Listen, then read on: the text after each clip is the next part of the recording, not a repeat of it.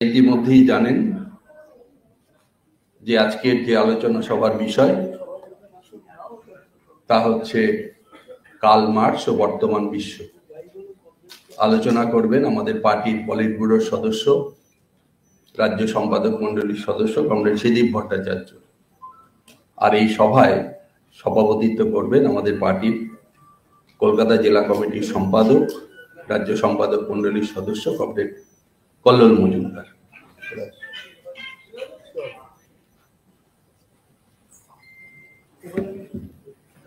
কংগ্রেস আমাদের একদিন দেরিতে আমরা আজকের কর্মসূচির ব্যবস্থা করতে বাধ্য হয়েছিলাম। আপনারা জানেন যে গত 5ই মে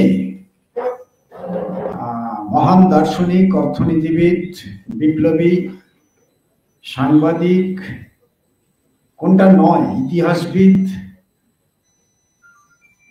তার 208তম জন্মদিন গতকাল ছিল 5ই মে। কার্ল মার্কসের জন্মদিনকে উপলক্ষ করে আমাদের জেলা জুড়েও আমরা 5 তারিখ বিশেষ করে সকালে বহু জায়গায় বিকেন্দ্রীকৃতভাবে আমরা অনেক কর্মসূচি গ্রহণ করেছি। কিছু কিছু জায়গায় বিকেলেও কর্মসূচি ছিল, কিন্তু তার চেয়েও একটা বড় কারণ আমাদের একদিন স্থানান্তর পরিবর্তন করে দিনটা ঠিক করার, তা হচ্ছে কমরেড শ্রীদীপ দাকে দিয়ে আমরা এই আলোচনা সভাটার যা বিষয় সেইটা আমরা শুনতে চাইছিলাম। শ্রীদীপ দার গতকাল আগে থেকে একটা মিটিং অন্য জেলায় ডাকা ছিল, প্রচেষ্টা নেওয়া সত্ত্বেও সেটা ক্যান্সেল করা বা অন্য কাউকে দিয়ে করা, সেটা সেখানকার কর্মীদের পক্ষে একটু অসুবিধাজনক হচ্ছিল, যার ফলে আমরা রাজি হয়ে যাই যে 6 তারিখ আমরা এই আলোচনা সভাটা সংগঠিত করব। আমাদের এই বিপ্লবীদের নেতৃত্বের সমাজতান্ত্রিক আন্দোলনের বিভিন্ন ক্ষেত্রে যারা অবদান রেখেছেন সারা পৃথিবী জুড়ে, তাদের জন্মদিনকে উপলক্ষ করে কলকাতা জেলার একটা রেওয়াজ অনেকদিন থেকেই আমরা আমাদের একটা কেন্দ্রীয় সভা সংগঠিত করবার চেষ্টা করি। বাকি বিকেন্দ্রীকৃতভাবে অনেক কর্মসূচি হয়।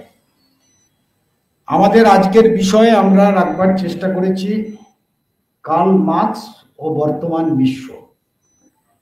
কার্ল মার্কসের পরিচয় দিয়ে অনেক সময় এখানে অতিবাহিত করবার কোনো প্রয়োজন নেই, কিন্তু আপনারা জানেন যে 19বিংশ শতাব্দীর একেবারে প্রথমে জন্মগ্রহণ করে তারপরে মাত্র 30 বছর বয়সে সারা পৃথিবীর শোষণ, সারা পৃথিবীর মানব মুক্তির সংগ্রামের কথা ভাবতে ভাবতে তিনি ঐতিহাসিক রচনা, সেই রচনা করেছিলেন ফ্রেডরিক এঙ্গেলসের সাথে, তা হচ্ছে কমিউনিস্ট ম্যানিফেস্টো।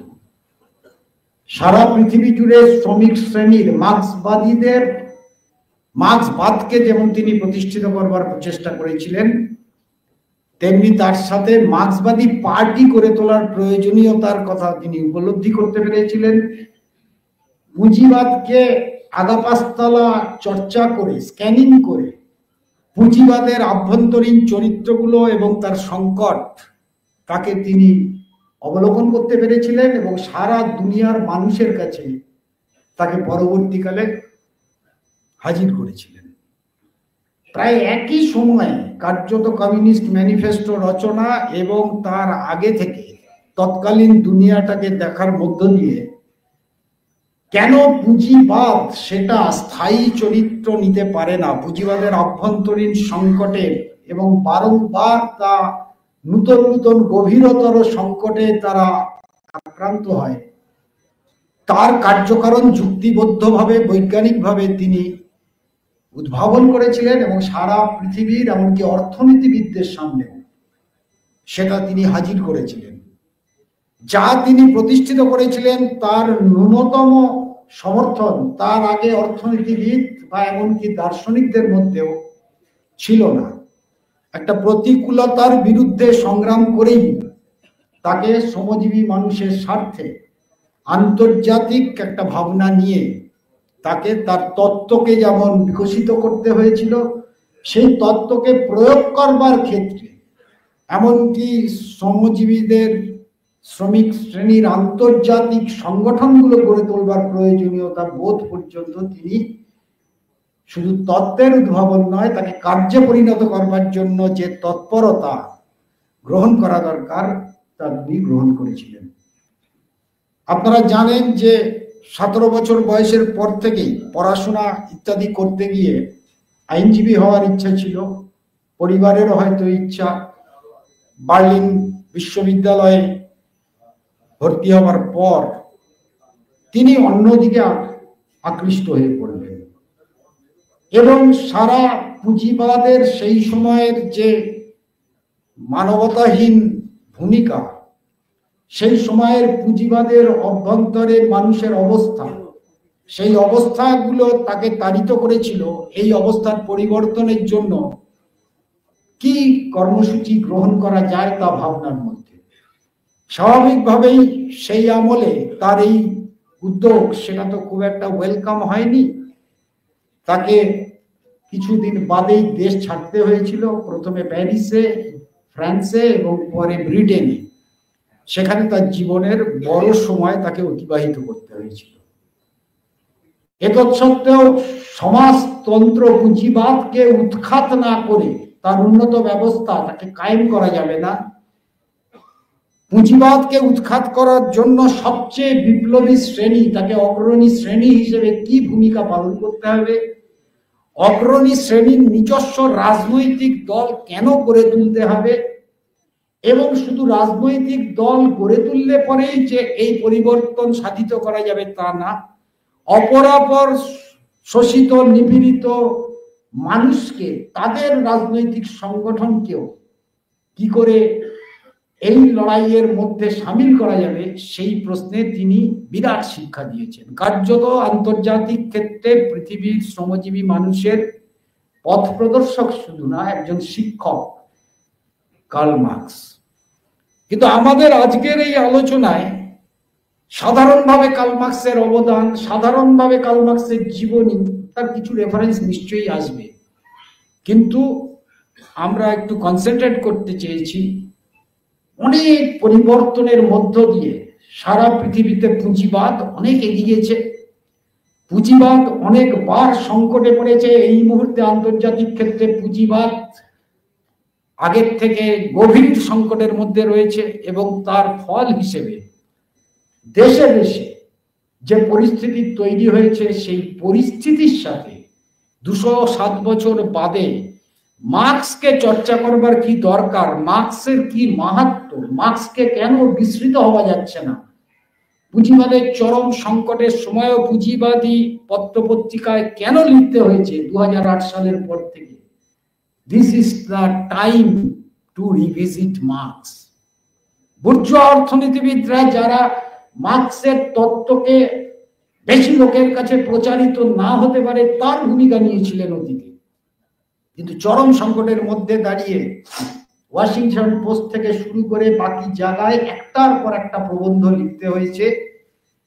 যে উদারীবাদের অর্থনীতিকে কেন্দ্র করে তারা ভেবেছিল পুঁজিবাদকে এবারে সংকট থেকে পূর্ণাঙ্গ মুক্ত করা যাবে, সেই উদারীবাদ, উদার অর্থনীতি, সেই অর্থনীতি যে কত বড় ফেলিওর বা ব্যর্থতার সামনে এসে পড়েছে তা আজকের বিভিন্ন ঘটনা থেকে বোঝা যাচ্ছে। আমরা আমাদের বিগত পার্টি কংগ্রেসে উদারবাদের, উদারীকরণের অর্থনীতির এই ব্যর্থতার সময় দাঁড়িয়ে সারা পৃথিবীর রাজনীতি, সারা পৃথিবীর অর্থনীতির গতিপথ কি করে আরো দক্ষিণপন্থী দিকে ঘুরে যাচ্ছে তার চর্চা করেছে আমাদের নেতৃত্ব। আরো দেউলিয়া, আরো নগ্ন, কোন আক্রমণকে সামনে রেখে কার্যত কোন দেশে ফ্যাসিবাদের পুনরুত্থান ঘটবার মতো বাস্তব পরিস্থিতি তৈরি হচ্ছে। রাখাইনে দাদা বাপের বসত ভিটে ছেড়ে উদ্বাস্তু হতে হচ্ছে মানুষকে। মধ্যপ্রাচ্যে ব্যাপকভাবে যুদ্ধের পরিস্থিতি এই সাম্রাজ্যবাদের ক্রিয়াকর্মের ফলে তা ছড়িয়ে পড়েছে। ইসরায়েলের তাকে মদদ দিয়ে গাজা এবং প্যালেস্তাইনের উপর যে অমানবিকতা, সেটা আজকে চরম জায়গায় পৌঁছে গেছে। আমরা দেখেছি মধ্যপ্রাচ্যে সিরিয়া, ইরাক, ইরান, ওপাশে পরমাণু কর্মসূচি করছে এই বাহানাতে কোরিয়া এবং ইরানের বিরুদ্ধে মার্কিন আগ্রাসন, মার্কিন ষড়যন্ত্র, সেটা কিভাবে আজকের পৃথিবীর সামনে চলে এসেছে। আমরা দেখেছি আজকে বিভাজনের রাজনীতি, যা পুঁজিবাদ এক সময় কখনোই প্রয়োজন পড়েনি, ডিভিসিভ পলিটিক্স, আজকে বিভাজনের রাজনীতি ছাড়া ক্ষুব্ধ বিক্ষুব্ধ মানুষকে তাকে তিনটে ভাগে ভাগ করে দেওয়ার কর্মসূচি রাজনৈতিক মসনদে উঠবার জন্য আজকে দেশে দেশে ব্যবহৃত হচ্ছে।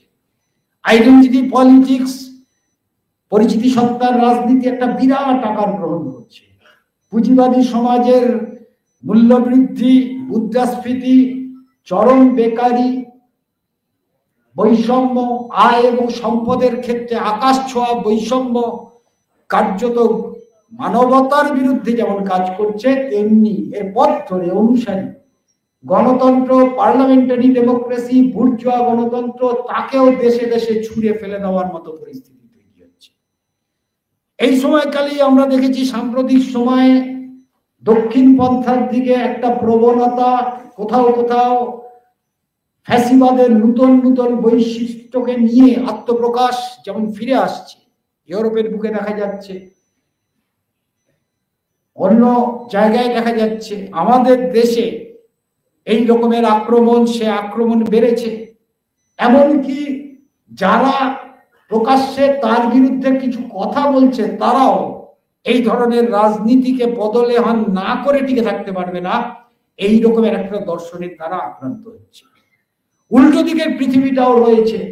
এই সময়কালের মধ্যে সাম্প্রতিক সময় আপনারা দেখেছেন কলম্বিয়া, মেক্সিকো, ব্রাজিল, আমাদের উরুগুয়ে এবং শ্রীলঙ্কা, আমাদের একেবারে প্রতিবেশী দেশ, সেখানে আবার কোন তত্ত্বকে কেন্দ্র করে, কোন গণ অভ্যুত্থানকে কেন্দ্র করে, কোন গণতান্ত্রিক ভাবনাকে কেন্দ্র করে মানুষের শোষণের অবসানের লক্ষ্যে বড় বড় পরিবর্তন ঘটেছে। গত মে ডেতে এই সবে গেল শ্রীলঙ্কার বুকে গত 50 বছরের মধ্যে সবচেয়ে বৃহৎ যে জমায়েত সংগঠিত হয়েছে, শুধু রাষ্ট্রপতি নির্বাচনে জেতা না, সেখানকার পরবর্তীকালে নির্বাচনে এই বামপন্থী জোট তারা জয় হাসিল করতে পেরেছে।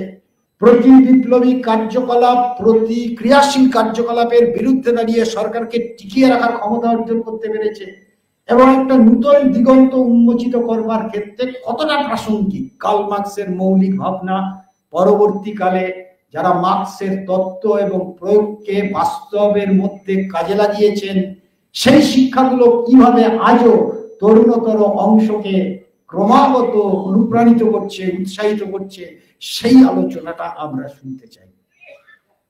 পুঁজিবাদের অভ্যন্তরে প্রযুক্তির বিরাট অগ্রগতি হয়েছে, যা স্বাভাবিক, যা মার্কস ভিজুয়ালাইজ করে গেছিলেন। কমিউনিস্ট পার্টি চাক বা না চাক, মানুষ চাক বা না চাক, পুঁজিবাদ তার নিজের মুনাফা লালসায় উৎপাদনের শক্তিকে বাড়ানোর জন্য তার গবেষণা, তার প্রযুক্তির উদ্ভাবন, এটা পুঁজিবাদে অতীতের সমাজগুলোর তুলনায় অনেক বেশি সম্ভব। একথা যেমন প্রমাণিত হয়েছে পরবর্তীকালে, তেমনি মার্কস ভিজুয়ালাইজ করে গেছিলেন।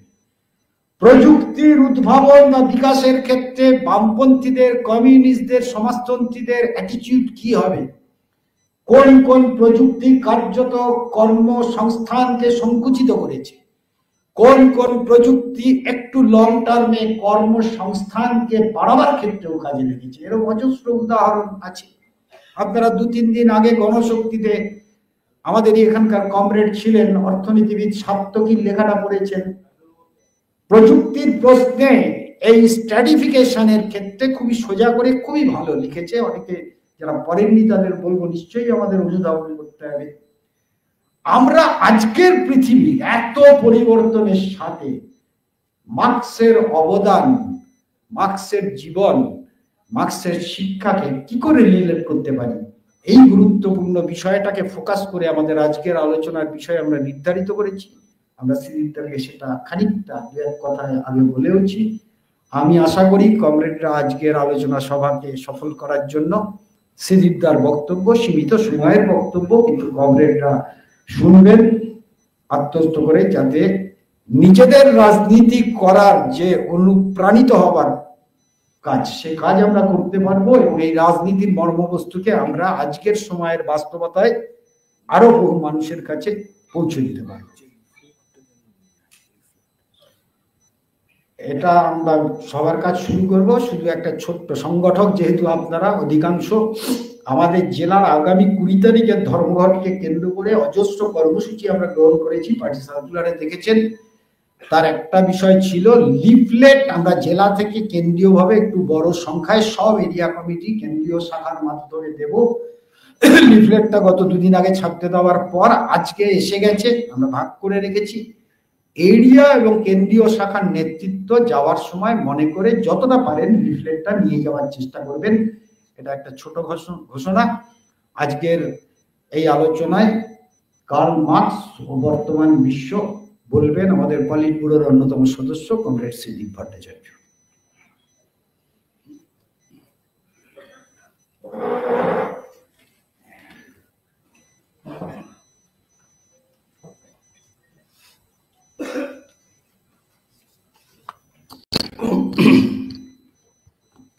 কমরেড সভাপতি, মঞ্চে বসে আছেন জেলা নেতৃবৃন্দ এবং কমরেডগণ। কমরেড কল্লোল বলেছেন গতকাল আমারই অসুবিধার কারণে সভাটা করা যায়নি। যাই হোক, বিষয়বস্তু আপনারা জানেন। সভাপতি হিসেবে কল্লোল আরেকবার উল্লেখ করেছেন কার্ল মার্কস এবং বর্তমান বিশ্ব। কার্ল মার্কস সম্পর্কে কিছু কথা কমরেড কল্লোল শুরুতে বলেছেন, ও ব্যাপারে আমি বেশি যাব না।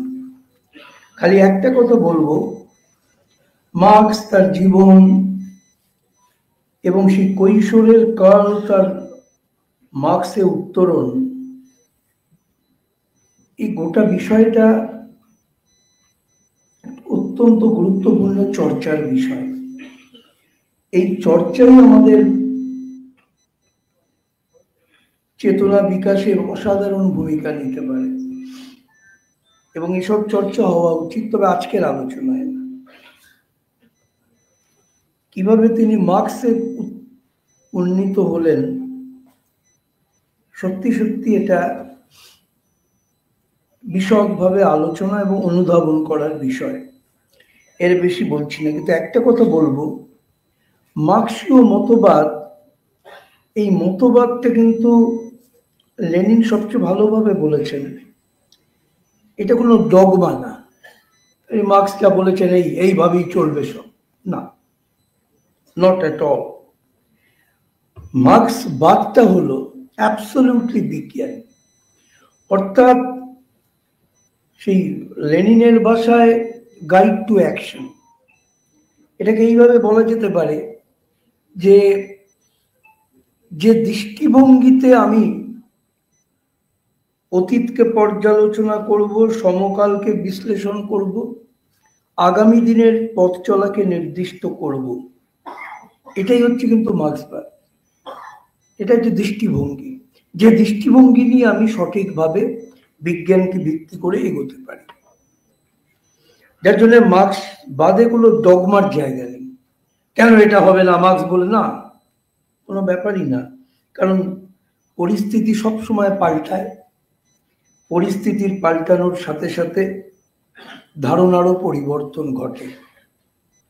মার্ক্স তার যুগে যা দেখেছেন, আজকের যুগে যে ঘটনা ঘটছে তার মধ্যে কালের ফারাক আছে, যুগের ফারাক আছে, পরিস্থিতি, এই সব কিছুকেই বিবেচনায় রাখার কথাই মার্ক্সবাদ বলে। আমাদের অনেক সময় এটা মনে হয় অনেকের মধ্যে এটা যেন একটা গোঁড়ামি, একটা বাইগট্রি। না, মার্ক্সবাদে কোনো গোঁড়ামির জায়গা নেই। বলতে পারেন this is the championship of Marxism.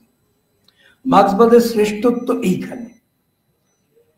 Gita, Quran, Bible, তার সঙ্গে মার্ক্সবাদের ফান্ডামেন্টাল ডিফারেন্স হলো যা বলা হয়েছে দ্যাট ইজ দ্য এন্ড, এবার তার ভিত্তিতেই সবটা দেখো। কিন্তু মার্ক্সবাদে তা না। মার্ক্সবাদে হচ্ছে ক্রমান্বয়ে চলার পথে আমরা প্রত্যেকেই সমৃদ্ধ হচ্ছি। যার জন্য মার্ক্সবাদে সৃজনশীলতা, ক্রিয়েটিভিটি, ইনোভেশন, উদ্ভাবনা, এই কথাগুলো মার্ক্সবাদে অত্যন্ত গুরুত্বপূর্ণ বিষয়। আমি আর ভিতরে ঢুকবো না, খালি ওর ভিতরেই চলে যাব। মার্ক্সবাদ সম্পর্কে মনে হয়েছে কয়েকটা কথা বলা উচিত, উল্লেখ করলাম। ভবিষ্যতে শুধু এটা নিয়ে একটা আলোচনা হলে ভেরি ইন্টারেস্টিং, খুব আকর্ষণীয় হতে পারে। যাক, আমার বিষয়বস্তু হচ্ছে বর্তমান বিশ্ব। এখন আমাদের কয়েকদিন আগে পার্টি কংগ্রেস হয়ে গেল। আপনারা জানেন সিপিআইএম এর 24তম পার্টি কংগ্রেস গত 2রা থেকে 6 জুন মাদুরাইতে হয়েছে। জুন বলছি, এপ্রিল, সরি মাথায়, 2 থেকে 6 এপ্রিল মাদুরাইতে। এবং সেখান থেকে আমরা সমকালীন বিশ্ব, জাতীয় সব পরিস্থিতি আলোচনা করেছি, আমাদের কি কর্তব্য নির্ধারণ করেছি। আমার সমকালীন বিশ্ব নিয়ে আলোচনা করতে গেলে আমি কিন্তু মূলত কনফাইন্ড থাকবো, সীমাবদ্ধ থাকবো ওই পার্টি কংগ্রেসের রাজনৈতিক প্রস্তাবে বর্তমান বিশ্ব সম্পর্কে যে কথাগুলি বলা হয়েছে মূলত তার মধ্যে। তবে আমি শুরুতে একটা কথা বলি, শেষেও যেটা বলবো, আমরা মার্ক্সীয় দৃষ্টিভঙ্গিতে বা মার্ক্সবাদ লেনিনবাদের ভিত্তিতে বলি যে গোটা বিশ্বকে যদি সঠিকভাবে বিচার করতে হয় তাহলে 4টে সামাজিক দ্বন্দ্বের ভিত্তিতে বিচার করতে হবে। 4টে প্রধান সামাজিক দ্বন্দ্ব, 4 মেজর সোশ্যাল কন্ট্রাডিকশনস, তার ভিত্তিতেই কিন্তু সবকিছু বিচার করতে হবে। আর সত্যি তার বাইরে কিছু থাকার সুযোগ নেই। একটা হলো সাম্রাজ্যবাদের সঙ্গে সমাজতন্ত্রের দ্বন্দ্ব, দ্বিতীয়টা হলো সাম্রাজ্যবাদের সঙ্গে উন্নয়নশীল দেশের জনগণের দ্বন্দ্ব, 3 হচ্ছে সাম্রাজ্যবাদের নিজেদের মধ্যেকার দ্বন্দ্ব, আর 4 হচ্ছে পুঁজির সঙ্গে শ্রমের দ্বন্দ্ব। আজকের বিশ্ব পরিস্থিতি আলোচনায় 4টে দ্বন্দ্বের অবস্থান কি এটা একদম শেষে আমি বলব। এটা উল্লেখ করলাম। আরেকটা কথা বলি, যেহেতু আন্তর্জাতিক লগ্নি পুঁজির আধিপত্যের যুগ এটা, লেনিন তো সাম্রাজ্যবাদ নিয়ে আলোচনা করতে গিয়ে বলেছিলেন ফিনান্স ক্যাপিটাল, লগ্নি পুঁজি। 1908, 9, 10, 16, 100 বছরের বেশি আগে। তা সময় যেহেতু পাল্টাচ্ছে, পুঁজিবাদ সাম্রাজ্যবাদেরও তো পরিবর্তন। আজকে সেই লেনিনের ব্যাখ্যা মতো যে লগ্নি পুঁজি, আজকে সেই লগ্নি পুঁজিকে আপনি খুঁজে পাবেন না। আজকে আপনি যেটা পাবেন আন্তর্জাতিক লগ্নি পুঁজি, ইন্টারন্যাশনাল ফিনান্স ক্যাপিটাল। লগ্নি পুঁজি গড়ে ওঠে কিভাবে? লেনিন বলেছিলেন জাতি রাষ্ট্রকে ভিত্তি করে। লগ্নি পুঁজি চায় নতুন বাজার দখল করতে, তাই ওই সময় তিনি বলেছিলেন সাম্রাজ্যবাদ মানে যুদ্ধ, কারণ লগ্নি পুঁজি। তাই হয়েছে প্রথম বিশ্বযুদ্ধ, দ্বিতীয় বিশ্বযুদ্ধ। কিন্তু আজকের পৃথিবীতে আন্তর্জাতিক লগ্নি পুঁজি এ কোনো একটা জাতি রাষ্ট্রকে ভিত্তি করে গড়ে ওঠে না। এ বহু দেশ, বহু জাতি রাষ্ট্রকে ভিত্তি করে, অর্থাৎ জন্মলগ্ন থেকে এটা আন্তর্জাতিক, ইন্টারন্যাশনাল। তাই আলাদা করে দেশ দখলের প্রশ্নটা তার কাছে গৌণ। বরঞ্চ আন্তর্জাতিক লগ্নি পুঁজি দুনিয়াব্যাপী তার কার্যধারা পরিচালনার জন্য তার যুদ্ধ পরিস্থিতি পছন্দ নয়। সেই জন্য আজকে আন্তর্জাতিক লগ্নি পুঁজির যুগে এই সাম্রাজ্যবাদের যে দ্বন্দ্ব, যার পরিণতিতে যুদ্ধ, এটা গেটিং মিউটেড, অবদমিত অবস্থায় আছে। এটাই তাহলে বোঝাপড়া, আমি এটা মনে করিয়ে দিলাম। এবারে দেখি বিশ্বের বর্তমান অবস্থাটা কি। বর্তমান বিশ্বের দিকে তাকালে প্রথমত আমাদের চোখে পড়ে খুব ভয়ঙ্কর 2টো যুদ্ধ চলছে। সব রিপোর্ট আমরা পাচ্ছি না। একটা ঘটছে প্যালেস্টাইন, তাকে কেন্দ্র করে, ইংরেজিতে বলে না জেনোসাইড, গণহত্যা, ঠিক তাই চলছে ওই দেশটার উপরে। একদম আধুনিক বিমান এসে মুহুর্মুহু আক্রমণ করছে, ড্রোন দিয়ে অ্যাটাক করছে। চারিপাশ থেকে একটা গাজা কতটুকু একটা স্ট্রিপ ভেঙে তছনছ করে দিচ্ছে। এক ভয়ঙ্কর আক্রমণ, নাহলে ভাবতে পারেন 50,000-এর বেশি, সংখ্যাটাও কমিয়ে বলছে। মানুষ মারা গেছে, যার 60% নারী এবং শিশু। কত বড় গণহত্যা এই সময় এই পৃথিবীর বুকে! ইসরায়েল, যার পিছনে আমেরিকা। এবং এই যে অ্যাটাকের সবচেয়ে নোংরা দিক হলো ইউনাইটেড নেশনস এর নামে যে হসপিটাল, ইউনাইটেড নেশনস এর নামে যে সুরক্ষা কেন্দ্র যেখানে আহত মানুষগুলো আছে, সেগুলো বাদ যাচ্ছে না, সেগুলো গুঁড়িয়ে দিচ্ছে আক্রমণ করে। এবং ওদের এখন লক্ষ্য হচ্ছে গাজার পাশে ওয়েস্ট ব্যাংক। ওয়েস্ট ব্যাংকটাও দখল করে নাও, গাজা নাও, ওয়েস্ট ব্যাংক নাও, ইসরায়েলকে সম্প্রসারিত করো। আমেরিকার মদতে এটা করছে। এটা এই মুহূর্তের আন্তর্জাতিক পরিস্থিতির যে ভয়ঙ্কর যুদ্ধের একটা দিক। এবং এই ব্যাপারে একটা কথা না বললেই নয়, যে মার্কিন যুক্তরাষ্ট্র আছে বলেই ইসরায়েলের পক্ষে আজকে এই রকম শক্তি অর্জন করে এই ভয়ঙ্কর আক্রমণ পরিচালনা করা সম্ভব হচ্ছে। কারণ আমেরিকার সাহায্য ইসরায়েলে বেড়েই চলেছে। ছিল 2 বছর আগে $3.6 বিলিয়ন, এটা এখন প্রায় $18 billion is American aid two Israel. এবং এই সবই হচ্ছে যুদ্ধ, সেই যুদ্ধ সামগ্রী এবং যুদ্ধ সামর্থ্য বাড়িয়ে তোলার জন্য ইসরায়েল এটাকে ব্যবহার করে চলেছে। এবং এই সময় ইন্টারন্যাশনাল কোর্ট অফ জাস্টিস তারা বলেছে অবিলম্বে যুদ্ধ বন্ধ করা হোক। আমেরিকার প্ররোচনায় বাতিল করে দিয়েছে আইসিজির তার যে পরামর্শ ছিল। ইউএনও তারা নিয়েছে, রাষ্ট্রসংঘ অধিকাংশ দেশ বলেছে যুদ্ধ বন্ধ করতে হবে, আমেরিকান ভেটো এটাকে গ্রহণ করতে দেয়নি।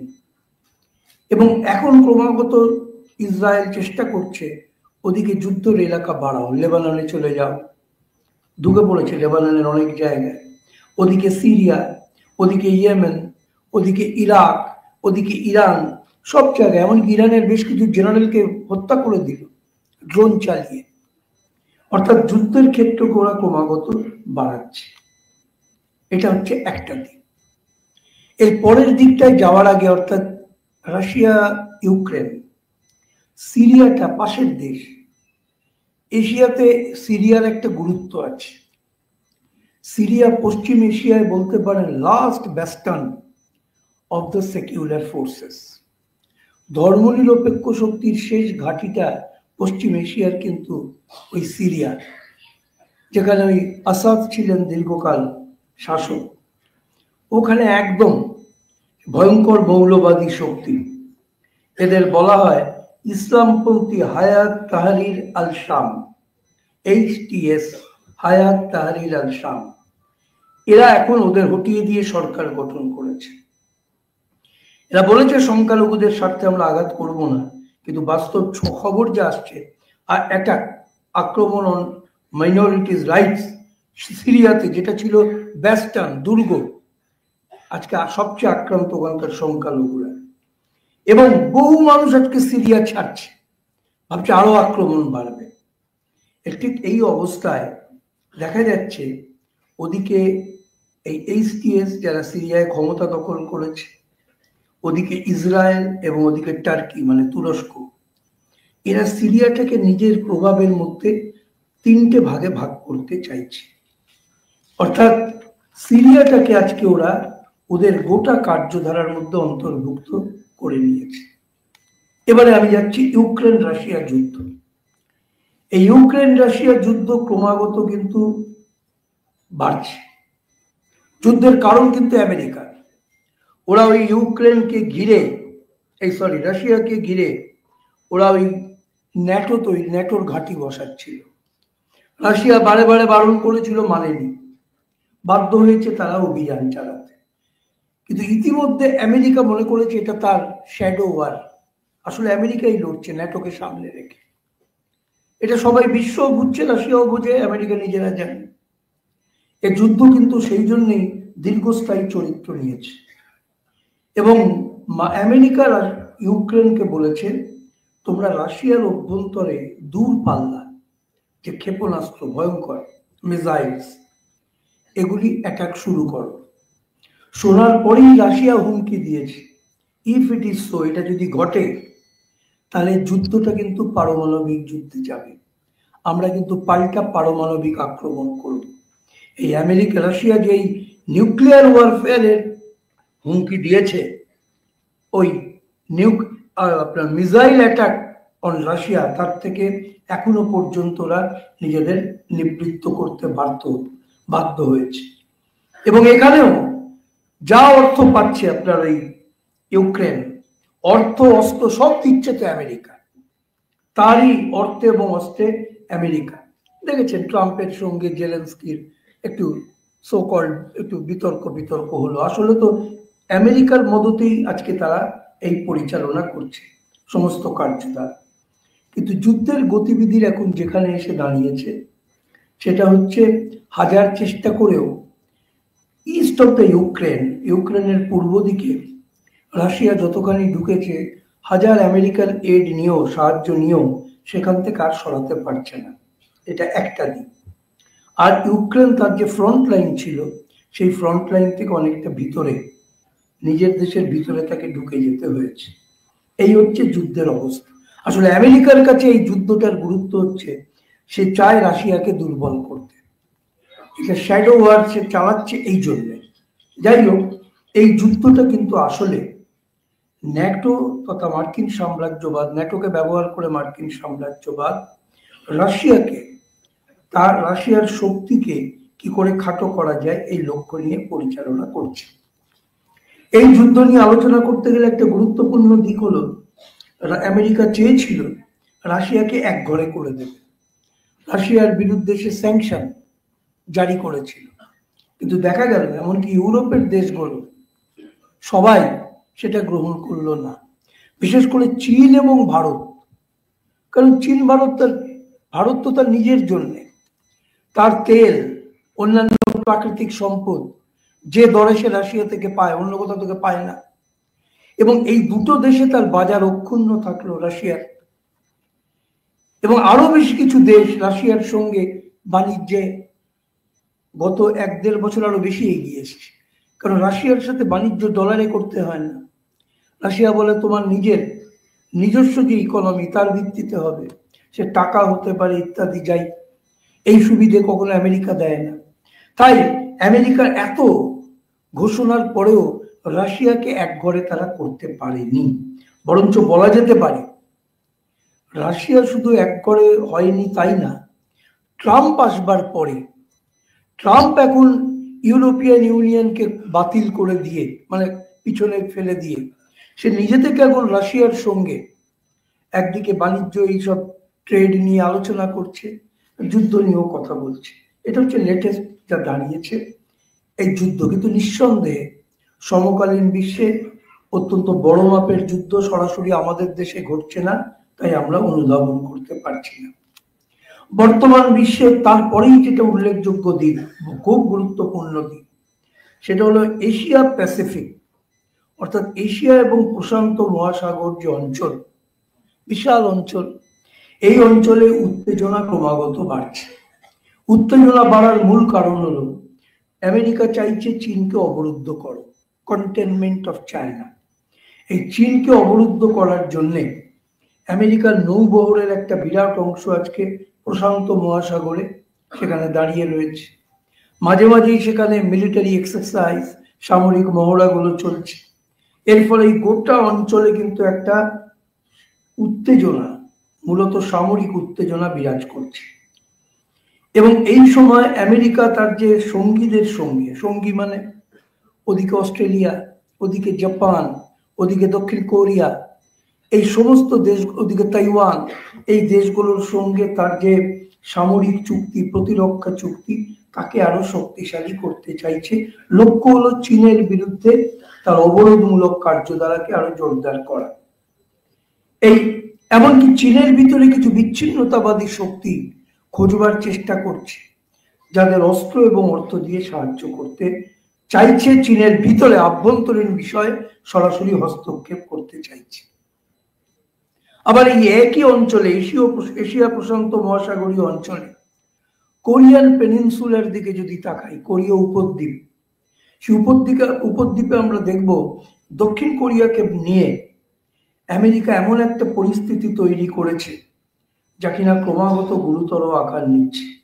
উত্তর কোরিয়াকে টার্গেট করে ক্রমাগত ডিপিআরকে, মানে Democratic People's Republic of Korea, উত্তর কোরিয়া, তাকে কেন্দ্র করে ক্রমাগত সামরিক সব এক্সারসাইজ চলছে।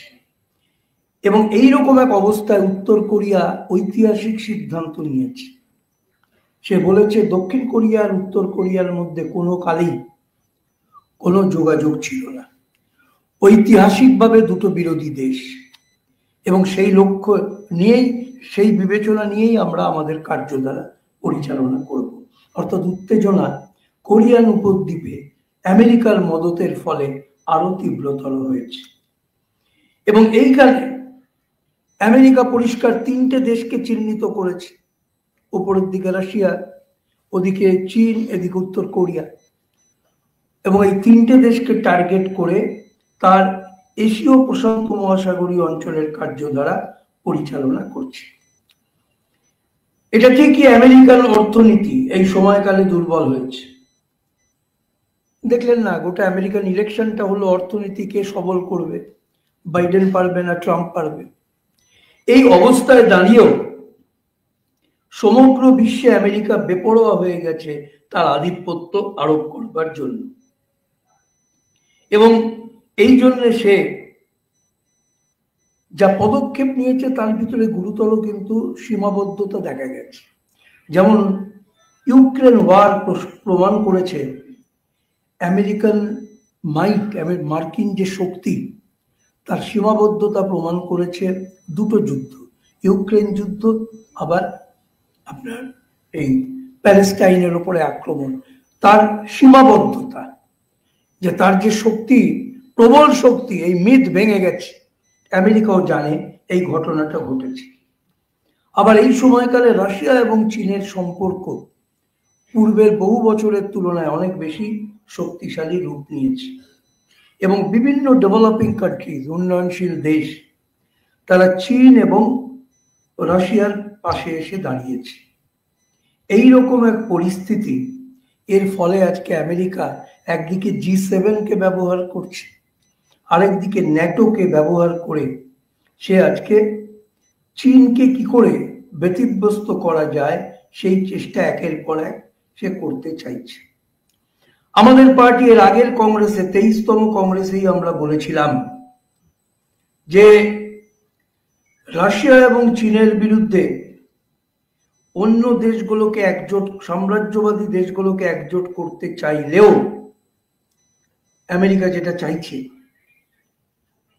কিন্তু মত পার্থক্য সাম্রাজ্যবাদের মধ্যে রয়ে গেছে, তার ফলে ওদের চেষ্টা পরিপূর্ণ সফল হচ্ছে না, আমরা 23তম পার্টি কংগ্রেসে বলেছিলাম। এবং এটা ঘটনা যে আপনার ওদের মত পার্থক্য যাই থাক, চীন এবং রাশিয়াকে ওরা সব দেশই, সাম্রাজ্যবাদীরা ম্যাটার অফ কনসার্ন, মানে উদ্বেগের দেশ বলে অবহিত করছে। অর্থাৎ তাদের লক্ষ্যবস্তু যেই দুটো দেশ, সে ব্যাপারে কোনো দ্বিধার প্রশ্ন নেই।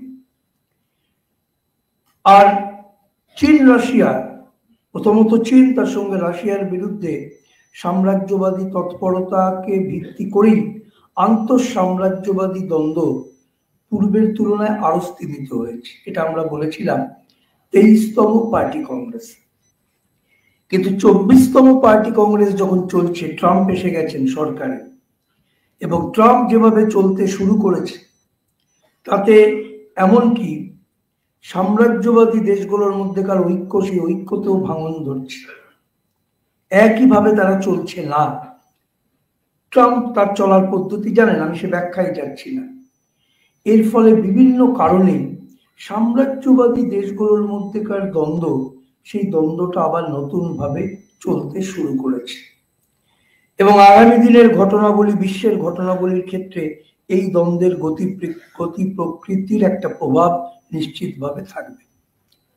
বিশ্ব পরিস্থিতির আলোচনা করতে গেলে খুব উদ্বেগের আমাদের কাছে বিশ্বজুড়ে সামরিক ব্যয় ক্রমাগত বাড়ছে। 2023 সালে আমরা বলেছিলাম ব্যাপকভাবে পৃথিবীতে পুঁজিবাদ সাম্রাজ্যবাদ মূলত যুদ্ধের জন্য ব্যয় বাড়াচ্ছে, এবং এই ব্যয়টা ক্রমাগত বাড়তে বাড়তে বর্তমানে সেটা প্রায় আড়াই ট্রিলিয়ন ডলার, মানে আড়াই লক্ষ কোটি ডলারে দাঁড়িয়েছে। এর 50 ভাগের বেশি, প্রায় 56 ভাগ মূলত আমেরিকা এবং তার ন্যাটো মিত্ররা তারা খরচা করছে এই বিশাল পরিমাণ অর্থ ফর মিলিটারি, মানে অ্যাজ মিলিটারি এক্সপেন্ডিচার, সামরিক ব্যয়। এটা ঘটছে এই সময়কাল। আর এই সময় আবার এই ইউক্রেন যুদ্ধের পর ওই যে পারমাণবিক অস্ত্রকে নিয়ন্ত্রণ করবার যে চুক্তিটা চালু ছিল, নিউ স্টার্ট, এটা ছিল নিউ স্ট্র্যাটেজিক আর্মস রিডাকশন ট্রিটি, অর্থাৎ ক্রমাগত সব যাদের হাতে পারমাণবিক বোমা সেগুলোকে নিষ্ক্রিয় করবে। এই চুক্তিটাকে ওরা বরবাদ করে দিয়েছে। এখন বলেছে না, ও চুক্তি আর দাঁড়িয়ে নেই। তার ফলে গণবিধ্বংসী অস্ত্র যা রয়েছে তো রয়েছে, আবার নতুন করে নির্মাণের উপরে জোর পড়ছে। এটা গোটা মানব সভ্যতার পক্ষে খুব উদ্বেগজনক।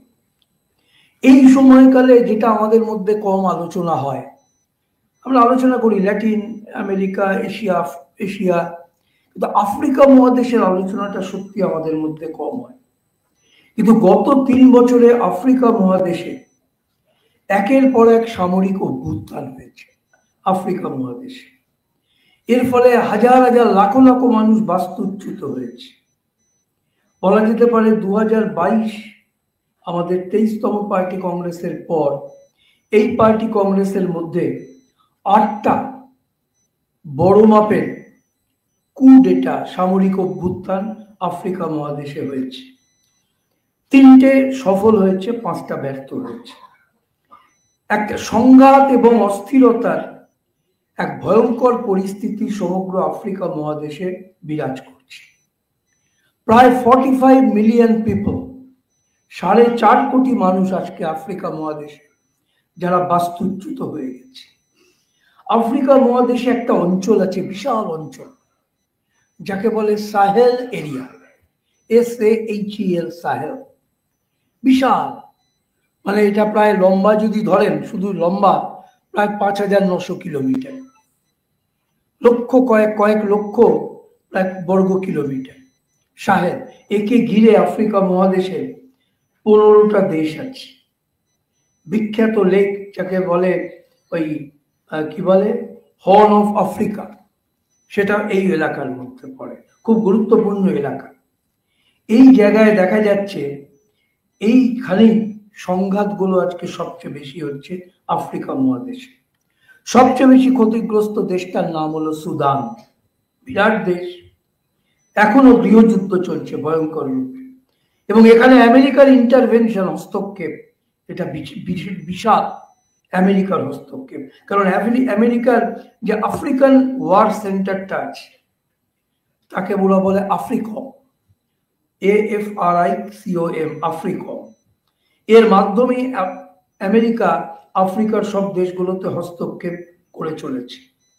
আবার ফ্রান্সেরও এককালে উপনিবেশ ছিল আফ্রিকায়, বিশেষ করে মালে, বুরকিনা ফাসো, নাইজার, চাদ, সেনেগাল, আইভরি কোস্ট, এগুলো ছিল মূলত আগে ফ্রেঞ্চ কলোনিস।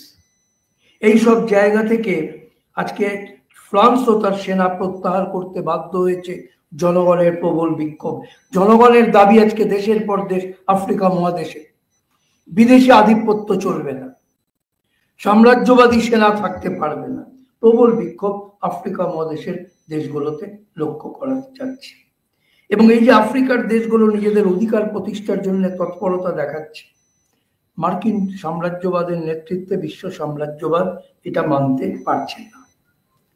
এই সময়কালে রাষ্ট্রসংঘের ভূমিকাটা খুব গুরুত্ব দিয়ে আমাদের বিচার করতে হবে।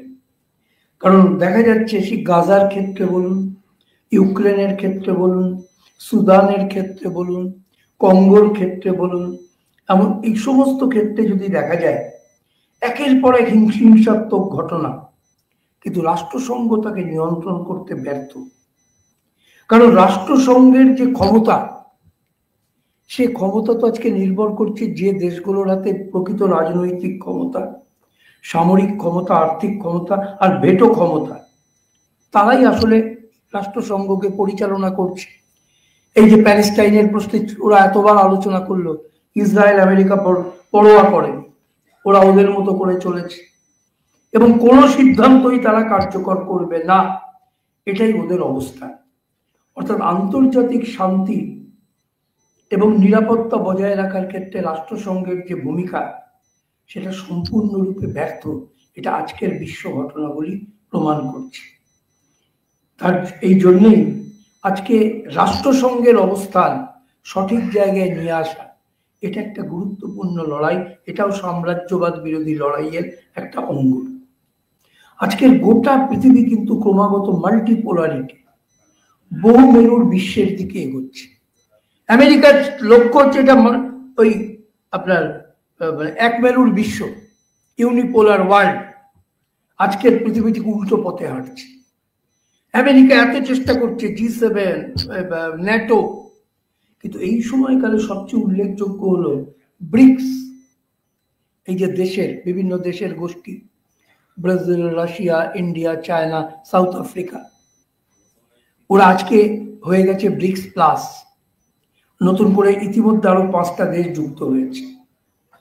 সারা পৃথিবীর জনসংখ্যার প্রায় 50% এই ব্রিক্স প্লাসের মধ্যে বাস করে। সারা গ্লোবাল ইকোনমির 37%, বিশ্ব অর্থনীতির 37% এই ব্রিক্স প্লাসের তাদের নিয়ন্ত্রণে আছে। এবং এটা ক্রমাগত আরো নতুন নতুন দেশ এদের ভিতরে যুক্ত হচ্ছে। যদিও এটাকে বলা যাবে না অ্যান্টি ইম্পেরিয়ালিস্ট ক্যাম্প, না, সাম্রাজ্যবাদ বিরোধী গোষ্ঠী না, কিন্তু নিঃসন্দেহে এটা বলা যেতে পারে একটা বৃহত্তর গোষ্ঠী, যে গোষ্ঠীর অন্তর্ভুক্ত রাষ্ট্রগুলোকে অংশীদারিত্বের মধ্যে দিয়ে সমবেত করে এবং এখানে এরা একটা গণতান্ত্রিক পরিবেশে এদের কার্যধারা পরিচালনা করে। যেমন একটা উদাহরণ আগেই বলেছি, এরা হচ্ছে যে যে দেশের নিজস্ব অর্থ তাই নিয়েই ট্রেড হবে, অর্থাৎ no necessity of the dollar. এভাবে আমেরিকার আধিপত্য ভয়ঙ্করভাবে ধাক্কা দিয়েছে এই ব্রিক্স তার বাণিজ্য নীতির মধ্যে দিয়ে। এই ব্রিক্স এটার অগ্রগতি উল্লেখযোগ্য ঘটনা বিশ্ব পরিস্থিতির সম্পর্কে আলোচনা করতে গেলে। এই সময় আমরা বিশ্ব অর্থনীতি, মূলত পুঁজিবাদ, 5টা তো সমাজতান্ত্রিক দেশ, কয়েকটা কথা বলবো, চীন, ভিয়েতনাম, কিউবা, উত্তর কোরিয়া, লাওস। গোটা পুঁজিবাদী দুনিয়ার দিকে যদি দেখা যায়, এই সময় বিশ্ব পুঁজিবাদী অর্থনীতিতে একটা কথা চালু হয়েছে, নিও নর্মাল সিচুয়েশন, নয়া স্বাভাবিক ব্যবস্থা। এর বৈশিষ্ট্য হলো অগ্রগতি হলেও বড়ই মন্থর গতিতে অগ্রগতিটা ঘটছে। কোন রকমে 2024-25 সালে মেরে কেটে বলছে 3.2 জায়গায় আনা গেছে। এটাকে বোধহয় স্থিতিশীল রাখা গেলেও যেতে পারে, এটা ক্লেম করছে ওরা। এবং দেখা যাচ্ছে যে প্রতি বছরই যে চাহিদাগুলো আছে, যেমন আপনার অর্থনৈতিক চাহিদা, সামাজিক চাহিদা, উন্নয়নের চাহিদা, পরিবেশের চ্যালেঞ্জ মোকাবিলার চাহিদা, তার জন্য এই গ্রোথ রেট মোটেই যথেষ্ট না। অর্থাৎ এই যে অর্থনৈতিক অগ্রগতির হারের ক্রমাগত হ্রাস করছে। আর ইতিমধ্যে 46টা দেশকে চিহ্নিত করা গেছে যাদের অবস্থাটা খুব খুব খুব উদ্বেগজনক। সারা বিশ্ব জুড়ে পুঁজিবাদী দুনিয়ায় মূল্যবৃদ্ধি একটা সিরিয়াস ক্রাইসিস, শুধু ভারতে না, পুঁজিবাদী দুনিয়া। কারণ এমন কোনো দেশ নেই যেখানে মুদ্রাস্ফীতির আক্রমণ ঘটেনি, পুঁজিবাদী দুনিয়া। এবং একদিকে মুদ্রাস্ফীতি, আরেকদিকে মানুষের কেনবার ক্ষমতা ক্রমাগত কমছে। এর ফলে গোটা পুঁজিবাদী অর্থনীতি গুরুতরভাবে আঘাত খেয়েছে। এটা এই মুহূর্তের গোটা বিশ্ব পুঁজিবাদী দেশগুলোর একটা বৈশিষ্ট্য। ওরা দাবি করছে কিছুটা এগোতে পারছে, কিন্তু অর্থনীতিবিদরা হিসেব করে দেখেছেন প্রি কোভিডের আগেকার যে পরিস্থিতি তার থেকে এখনো বিশ্ব পুঁজিবাদী উৎপাদন 20% কম রয়ে গেছে। অর্থাৎ সেই পরিস্থিতিতে এখনো তারা কোনো মতেই পৌঁছতে পারেনি। আর তার সঙ্গে বিভিন্ন যে দ্বন্দ্ব, যুদ্ধ, ক্রমাগত পণ্যের জিনিসের দাম বাড়ছে, আবার বাজার, সেই বাজারের চরিত্র, আর বড় বড় কর্পোরেশন তারা যেভাবে একচ্ছত্রভাবে মূল্য নির্ধারণের পথ নিয়েছে, এই সব কিছুর ফলে আরো মুদ্রাস্ফীতির হার বাড়বে সেই প্রবণতা লক্ষ্য করা গেছে। শ্রমিক শ্রেণী সবচেয়ে বেশি আক্রান্ত, কারণ এই যে পারচেজিং ক্যাপাসিটি, কেনবার ক্ষমতা সবচেয়ে হ্রাস পেয়েছে এই সময়কালে শ্রমিক শ্রেণী। একটা হিসেব আছে, আমি অঙ্কে যাব না, সেটা দেখা যাচ্ছে যে গোটা অর্থনীতিতে বিশ্বের ক্ষেত্রে, সারা বিশ্বে শ্রমের যে ভাগ, লেবার পার্টিসিপেশন, এটা আরো গুরুতরভাবে কমছে। কারণ শ্রম একদিকে প্রকৃত মজুরি কমছে, এমনকি কাজ করছিলেন এমন কাজ হারিয়েছেন। শুধু 2024 সালে 8.5 লক্ষ কাজ চলে গেছে, এবং যারা কর্মপ্রার্থী 6 কোটির একটা হিসেব দিয়েছে, মানে সেই বছরে তার ভিতরে যারা কাজ পেয়েছেন 5 ভাগের 4 ভাগ, তারা যে কাজ পেয়েছেন ওটা কাজই না, প্রকৃত কাজ তারা পাচ্ছেন না। এ এক ভয়াবহ, এবং আক্রমণটা মূলত শ্রমিক শ্রেণীর উপরে। এবং এটা কি উন্নত, কি উন্নয়নশীল, সমস্ত অর্থনীতিতেই আক্রান্ত সর্বাধিক শ্রম এবং শ্রমিকরা। বেকারত্ব সারা বিশ্ব জুড়ে বেড়ে চলেছে, এবং এই বেকারত্বের বৃদ্ধির হার এটা 5%। অর্থনীতির 5%। আমি মধ্য কথা আপনাদের বলতে পারি যে এটা হিসেব করে দেখা গেছে যাদের কাজ পাওয়া উচিত, কাজে অংশগ্রহণ করা উচিত, এইরকম প্রায় 7 থেকে 7.5 কোটি কাজের কোনো সুযোগ নেই। এর বাইরে প্রচ্ছন্ন বেকার ইত্যাদি ইত্যাদি সবই আছে, এবং এই বেকারত্ব ক্রমাগত বেড়ে চলেছে। আর বেকারত্ব বাড়ছে, মুদ্রাস্ফীতি ঘটছে, এর পরিণতিতে অসাম্য, ইনইকুয়ালিটি গোটা বিশ্ব ক্রমাগত বাড়ছে। আমি আপনাদের একটা তথ্য দিতে পারি, বিশ্ব জনসংখ্যার 46%, প্রায় 300 কোটি, এরা প্রতিদিন যে আয় করতে পারেন পরিবার, মানে এই 300 কোটি মানুষ দুবেলা পেট ভরে খাবার সংস্থান হয় না, পুষ্টিকর খাবার। এবং এই নর্থ এবং সাউথ, গোটা বিশ্বের মধ্যে যে ভাগ, উন্নত দুনিয়া, north world, north globe, south globe, এদের মধ্যে ব্যবধান ক্রমাগত বাড়ছে। 700 মিলিয়ন, 70 কোটি মানুষ চরম দারিদ্র্যের মধ্যে এই মুহূর্তে পৃথিবীতে বাস করছে, যাদের প্রতিদিনের যে আয়, সুস্থভাবে বাঁচার কোনো সুযোগ তাদের নেই। এবং দেখা যাচ্ছে 10.7% অফ দ্য ওয়ার্ল্ড পপুলেশন, প্রায় 9 কোটি, 8.5 কোটি, এরা খাদ্য নিরাপত্তার গুরুতর অভাব এদের জীবনে। আর জলবায়ু বিপর্যয় এটা বিশ্বব্যাপী বৈষম্যকে বাড়িয়েছে। এবং এই ঠিক একই সময় একচেটিয়া মনোপলি, এই মনোপলিদের সম্পদ গোটা বিশ্বে বেড়ে চলেছে। একটা হিসেব, সারা বিশ্বে আজকে যত মানুষ তার 1% হাতে আছে 95% সম্পদ। বিশ্বের মোট যত সম্পদ, অ্যাসেটস, তার 95% আছে 1%-এর হাতে। এই একচেটিয়াদের ক্ষমতা আজকে ক্রমান্বয়ে সারা বিশ্ব জুড়ে ক্রমান্বয়ে বেড়ে চলেছে। এই হচ্ছে আজকে, এবং দেখা যাচ্ছে গোটা বিশ্বে সমস্ত শিল্পের ক্ষেত্রে, যেমন ফার্মাসিউটিক্যালস, এগ্রিকালচার, টেকনোলজি, তাতে দেখা যাচ্ছে কয়েকটা মাত্র 7টা মনোপলি সারা বিশ্বের সমস্ত কার্যধারাকে নিয়ন্ত্রণ করছে। প্রায় 500 এরকম কোম্পানি ছিল, প্রায় উঠে যাচ্ছে। অর্থাৎ একচেটিয়াদের ক্ষমতা আজকে বিশ্ব পুঁজিবাদের মধ্যে সারা বিশ্ব জুড়ে ক্রমাগত বাড়ছে। আর ঋণ, ডেট, ঋণের সংকট, সেই সংকটে ভুগতে শুরু করেছে বিভিন্ন দেশ, ভারতও তার মধ্যে আছে।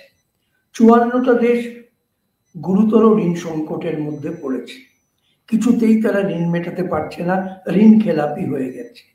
এবং ঋণ মেটাতে গিয়ে একটা হিসেব দিয়েছে, শুধু 2022 সালে উন্নয়নশীল দেশগুলো যত ধার নিয়েছিল, সেই ধারের ওপরে তাদের ঋণ সুদ দিতে গিয়ে মোট যে ধার করেছিল তার থেকেও $90 বিলিয়ন বেশি তারা শোধ দিয়েছে। মানে 90-কে 100 দিয়ে গুণ করুন, মানে 9,000 কোটি ডলার যা ধার নিয়েছিল তার থেকে বেশি তারা শোধ দিয়েছে, তাও তাদের ঋণ মিটছে না। একে বলে ডেট ট্র্যাপ। সেই ঋণ জালে আজকে একের পর এক উন্নয়নশীল দেশ তাদের জড়িয়ে দিতে পেরেছে বিশেষ করে সাম্রাজ্যবাদ। এবং IMF এর মতো যে আন্তর্জাতিক আর্থিক সংস্থা, এরা আজকে পরিচালনা করছে গোটা বিশ্বের অর্থনীতি, তাই না? ভারতের মতো দেশগুলো এদের উপরই নির্ভর করছে ধার নেওয়ার জন্য। আর এই ঋণ দিতে গিয়ে এরা শর্ত চাপাচ্ছে, সেই শর্তের বিনিময় আমাদের দেশের সম্পদ পর্যন্ত ওদের হাতে চলে যাবে, সেই ব্যবস্থা করেছে। তাহলে আজকের বর্তমান বিশ্বের সাম্রাজ্যবাদের তার আগ্রাসী রূপ, তার সাথে সাথে বিশ্ব অর্থনীতি কোন জায়গায় দাঁড়িয়েছে, খুব সংক্ষিপ্ত পরিসরে আমি আপনাদের বললাম।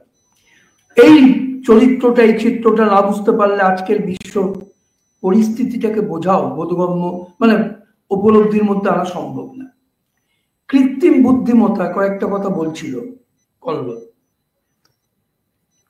কৃত্রিম বুদ্ধিমত্তা না বুদ্ধিমত্তা, আর্টিফিশিয়াল ইন্টেলিজেন্স, এটা নিয়ে আজকে কিন্তু গোটা বিশ্বে বলতে পারেন নতুন সংকটের সম্ভাবনা দেখা যাচ্ছে। আসলে এটা নিয়ে আমরা চর্চা কম করছি, আমাদের পার্টি কংগ্রেস এবারে হয়েছে।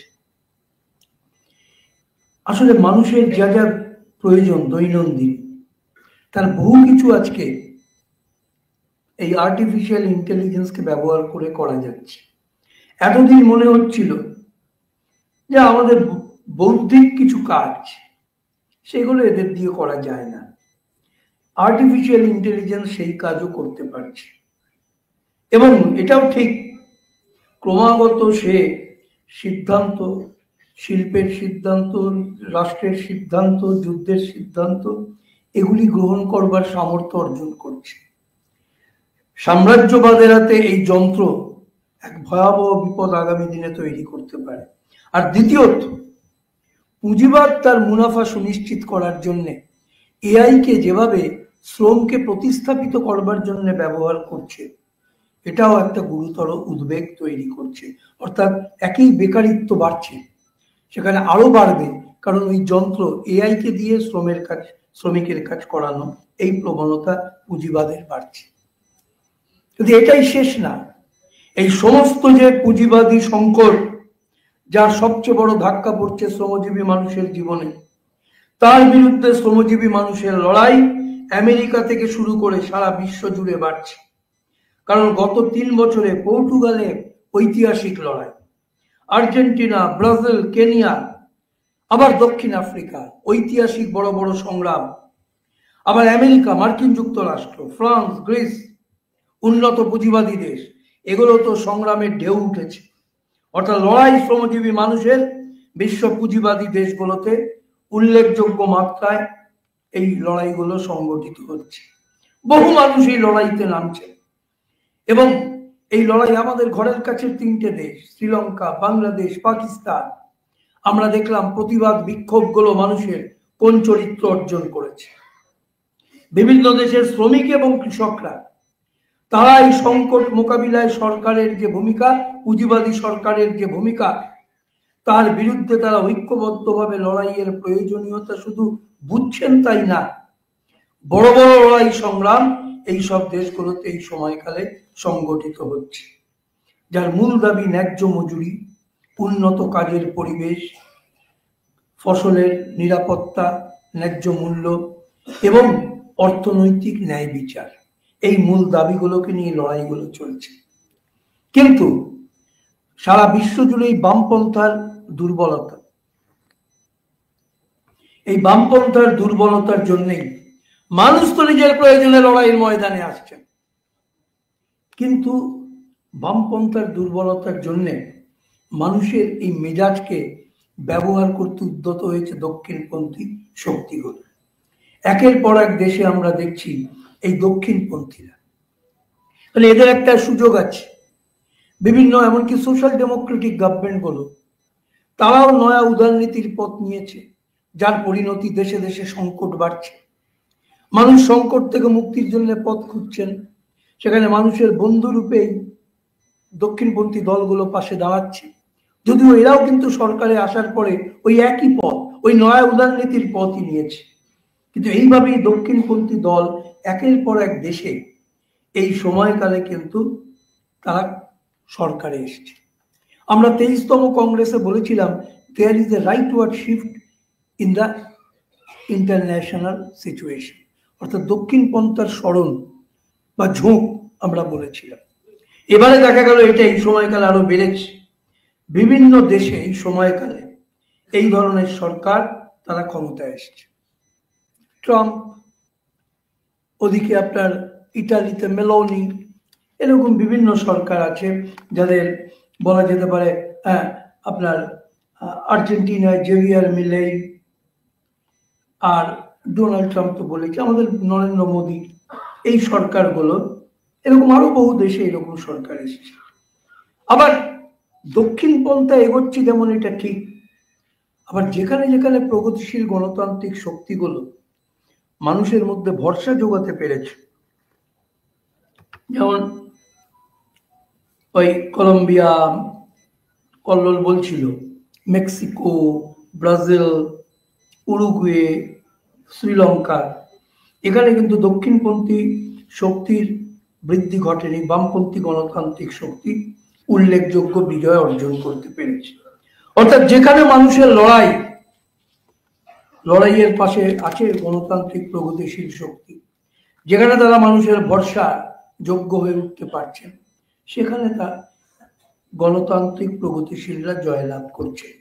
আন্তর্জাতিক পরিস্থিতির এই দিকটাও লক্ষণীয়। এর মধ্যে ডোনাল্ড ট্রাম্প আসবার পর একের পর এক যে দাবি, পানামার থেকে পানামা খালটাকে কেড়ে নেবে,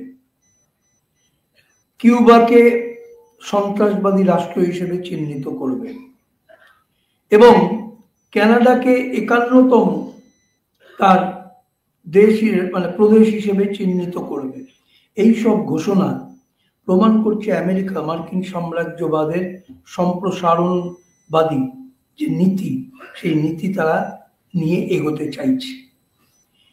এর প্রভাব সারা বিশ্বে ভারতের উপরেও পড়বে নিশ্চিতভাবে, কারণ ট্রাম্পের প্রেসিডেন্সি এটা যুদ্ধের অবসান ঘটাচ্ছে না, যুদ্ধ বাড়াচ্ছে, ইতিমধ্যে প্রমাণিত। এই অবস্থায় দাঁড়িয়ে আজকে আরেকটা ঘটনা, ওই অভিবাসীদের ফেরত পাঠাচ্ছে, আপনারা জানেন।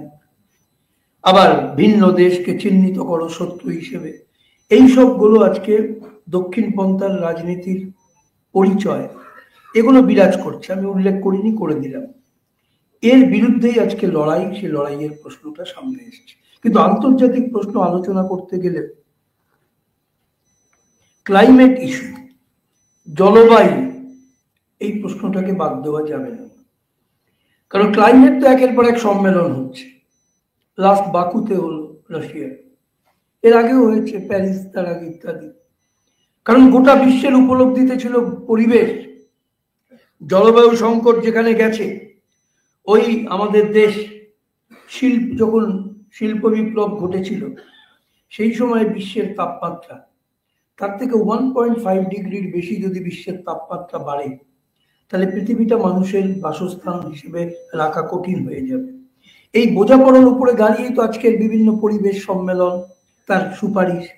কিন্তু সবচেয়ে ভয়ঙ্কর দিক হলো আমেরিকার নেতৃত্বে সাম্রাজ্যবাদ বলছে মানি না। এই জন্যেই, কারণ প্রত্যেকটা পরিবেশ সম্মেলন বলছে যারা সবচেয়ে বেশি পরিবেশকে বিষিয়েছে তাদের বাজেট হবে সবচেয়ে বড়, কি করে দুনিয়ার পরিবেশকে রক্ষা করা যায়। ওরা বলছে এই দায়িত্বটা পালন করবে না। এবং এর ফলে যেটা ঘটছে, সত্যি সত্যি পরিবেশের যে সংকট, কারণ দেখা যাচ্ছে লাস্ট হিসেব বলছে, আমাদের পার্টি কংগ্রেসও কিছুটা দিতে পেরেছে, সবটা না, সেটা হচ্ছে পৃথিবীর 1% দেশ CO2 কার্বন ডাই অক্সাইড যে এমিট করে, নির্গমন করে, মানে তাদের দেশ থেকে নির্গত হয়, এটা তারা বলছে কমাবে না। এটাই ম্যাক্সিমাম কিন্তু। ফলে আগামী দিনে কিন্তু জলবায়ু এটা গ্লোবাল কন্ট্রাডিকশনের সবচেয়ে প্রধান বিষয় হওয়ার সম্ভাবনা গুরুতরভাবে সামনে এসে যাচ্ছে। এই অবস্থায় আজকে সমস্ত উন্নয়নশীল দেশ তাদের ঐক্যবদ্ধভাবেই পরিবেশের প্রশ্নে সাম্রাজ্যবাদের যে দায়িত্ব, উন্নত দেশগুলোর দায়িত্ব পালন করাবার লক্ষ্যে যে লড়াই, সে লড়াইকে এগিয়ে নিতে হবে। আন্তর্জাতিক বিশ্ব পরিস্থিতি আলোচনা করতে গিয়ে আমাদের ঘরের কাছের দেশগুলোর যে পরিবর্তন, এক বাংলাদেশ, জানেন আপনারা, সবাই জানি আমরা, একটা আন্দোলন হয়েছিল, দুর্বার আন্দোলন, এটাকে অস্বীকার করা যাবে না। এই দুর্বার গণ আন্দোলনের ফলেই হাসিনা ওয়াজেদের স্বৈরাচারী সরকার ছিল, পতন ঘটেছে। শুরু হয়েছিল আমরা জানি স্বাধীনতা সংগ্রামীদের বংশধরদের জন্য কোটা, এর প্রতিবাদ হিসেবে লড়াইটা শুরু হয়। তারপরে কর্তৃত্ববাদের বিরুদ্ধে লড়াই হিসেবে ছড়িয়ে পড়ে। দমন পীড়ন চলেছে, মারা গেছে কয়েকশো মানুষ, সব সত্যি। এবং সেনাবাহিনী সমর্থন করেনি শেখ হাসিনাকে, তাই তিনি পালিয়ে ভারতে চলে আসেন। কিন্তু পরিবর্তনটা হওয়ার সাথে সাথে ইসলামপন্থী মৌলবাদী শক্তিগুলো বাংলাদেশের ভিতরে সাম্প্রদায়িক বিভাজন তৈরি করতে তারা সংখ্যালঘুদের আক্রমণের লক্ষ্যবস্তু করে। ধর্মনিরপেক্ষ বিরোধীরাও পরিকল্পিত আক্রমণের সম্মুখীন হয়। কিন্তু গণতান্ত্রিক বামপন্থী শক্তি এর বিরুদ্ধে ঐক্যবদ্ধভাবে দাঁড়াবার চেষ্টা করেছে। কিন্তু ৭১ সালের স্বাধীনতা সংগ্রামের যে মূল্যবোধ আজকে বাংলাদেশে আক্রান্ত। এখন আগামী দিনের ঘটনাবলী কোন দিকে বাংলাদেশ এগোবে আশঙ্কা আছে, দেখতে হবে আমাদের। তবে এটা ঠিকই, আমেরিকা ডেসপারেট, বাংলাদেশের তার অবস্থানটা এমন, আমেরিকা চাইছে বাংলাদেশটাকে তার ঘাঁটি করতে। এটা বড় উদ্বেগের, খুব গুরুতর বিপদ হয়ে যেতে পারে। এই রকম এক অবস্থায় দাঁড়িয়ে বাংলাদেশের গণতান্ত্রিক শক্তির উপরে ঐতিহাসিক দায়িত্ব। একদিকে সংখ্যালঘুদের অধিকার সুরক্ষিত করো, বাংলাদেশের গণতন্ত্র সার্বভৌমত্বকে রক্ষা করো, বাইরে থেকে চাপ, বাইরের প্রভাব তাকে মোকাবিলা করো। এইভাবেই একমাত্র এগোনো সম্ভব। আশা করব আমরা বাংলাদেশের গণতান্ত্রিক শক্তি সেই পথেই তারা এগোবার চেষ্টা করছেন এবং করবেন। শ্রীলঙ্কা জেভিপি শুধু রাষ্ট্রপতি পদে না, সংসদের নির্বাচনে 70% বেশি আসনে জিতেছে। এর গুরুত্বপূর্ণ ঘটনা আমাদের ঘরের কাছে। আবার আরেকটা দেশ মায়ানমার, বার্মা ছিল আগে, মায়ানমারে কিন্তু একদিকে সামরিক জুন্টা, মিলিটারি জুন্টার শাসন চলছে, আবার মিলিশিয়া, ওই সশস্ত্র যে আপনার বিভিন্ন সংগঠিত জাতিগত ভিত্তিতে সংগঠিত মিলিশিয়া, এদের চ্যালেঞ্জ আছে। গৃহযুদ্ধ চলছে এই মায়ানমারে। নির্বাচিত সরকার গণতান্ত্রিকভাবে তার পতন ঘটে গেছে। আবার শান্তিপূর্ণ বিক্ষোভের নৃশংসভাবে তাকে দমন, এটাও ঘটছে ওই দেশটা এখন সংঘাতের কেন্দ্রভূমিতে পরিণত হচ্ছে। একদিকে মিলিটারি, আরেকদিকে সশস্ত্র গোষ্ঠী এবং সাম্রাজ্যবাদী এজেন্সি, তাদের উপস্থিতিকে এড়িয়ে যাওয়া যাচ্ছে। ওদিকে পাকিস্তান তেহরিক ইনসাফ, এর পার্টি, আমাদের ইমরানের পার্টি, অযোগ্য, বাতিল হয়ে গেল, সরকার পড়ে গেল। পাকিস্তান মুসলিম লীগ PMLN, পাকিস্তান পিপলস পার্টি, জোট সরকার গঠিত হয়েছে। সেনাবাহিনীর ভূমিকাটাই প্রধান, সরকারের সব কাজে সেনাবাহিনী হস্তক্ষেপ করছে। দেশের অর্থনৈতিক সমস্যার সমাধানে সরকারের ব্যর্থতা জনগণকে আবার রাস্তায় নামতে বাধ্য করছে। পাকিস্তান, আফগানিস্তান, মার্কিন আমেরিকা সরে যাওয়ার পরই তালিবান গভর্নমেন্ট হয়েছে।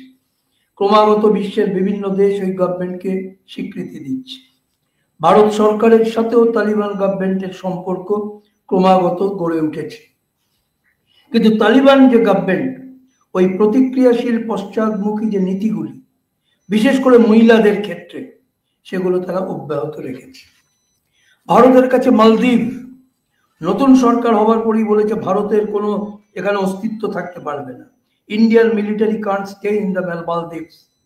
অর্থাৎ ভারতে একটা লক্ষ্য করা যাচ্ছে, ভারতের পারিপার্শ্বিক মানে আমাদের যে নেবারিং কান্ট্রিজ গুলো একটা ভারত বিরোধী অবস্থান নিচ্ছে।